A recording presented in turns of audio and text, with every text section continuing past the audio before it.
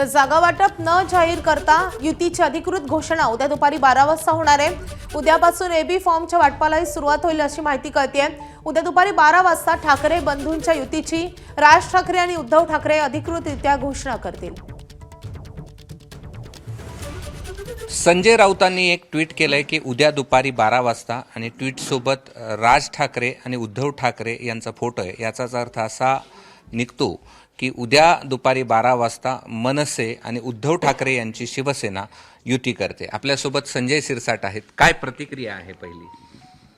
अखेरला शिवतीर्थ त्यांना प्रसन्न झाला असं म्हणायला हरकत नाही।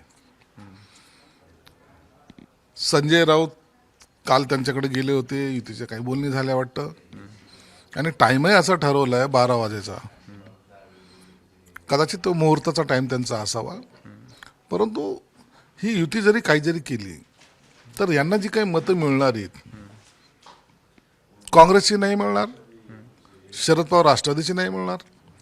या अकेल्या चलोरच्याच भूमिकेमध्ये दोघांना पाहायला पाहिजे आणि म्हणून शिवसेना भाजपची जी युती होणार आहे त्याला एक वेगळा ग्रेस आहे, यांना एक वेगळा ग्रेस आहे।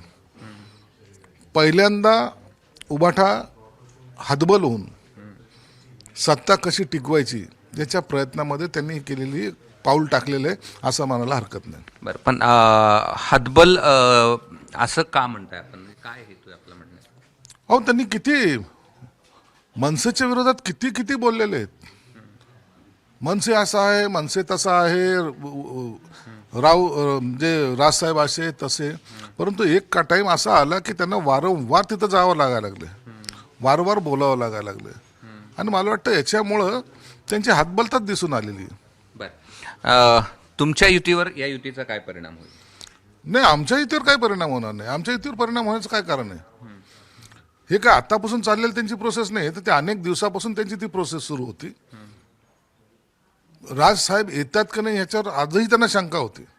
तुम्ही पाहिलं असाल, अनिल परब गेले, संजय राऊत गेले, इव्हन दो उद्धव साहेबही अनेक वेळा गेले।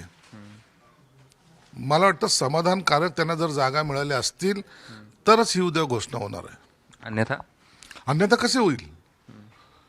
19-20 वर्ष संघर्षाचा काळ मनसेने पाहिलेला आहे, यांनी सत्ता भोगलेली आहे, त्यांनी तो काळ अनुभवलेला आहे आणि मग अशा वेळेला त्यांच्या कार्यकर्त्याला ॲडजस्ट करणं किंवा त्यांच्या कार्यकर्त्याला न्याय द्यायच्या भूमिकेमध्ये राजसाहेब असणार आहेत। जेव्हा राजसाहेब न्याय द्यायच्या भूमिकेत असतील त्या टायमाला निश्चित त्यांना जास्त जागा मागावी लागतील, जास्त जागाची तडजोडही करावी लागेल आणि कार्यकर्त्याचा योग्य तो सन्मान सुद्धा राखावा लागेल। दोन भाऊ एकत्र येत आहेत, चांगली चांगली गोष्ट, आनंद आहे।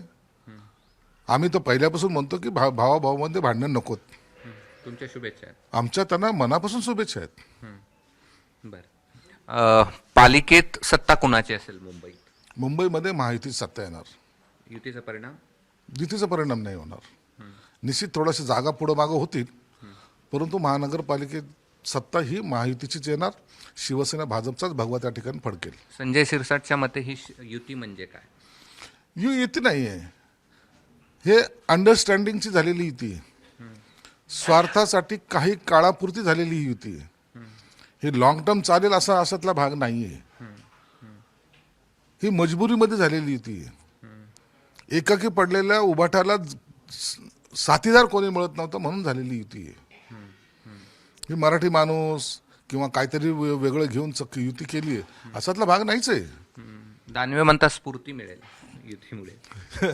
युतीमुळे स्फूर्ती मिळेल, त्यांचा आणखीन मग स्फूर्ती घ्यायची होती तर पहिले त्यांना घरातून बाहेर का काढलं, हे अनेक प्रश्न आहेत। त्याच्यात आता त्या राजकारणात जाणं योग्य नाही आहे, परंतु त्यांना आमच्या शुभेच्छा आहेत।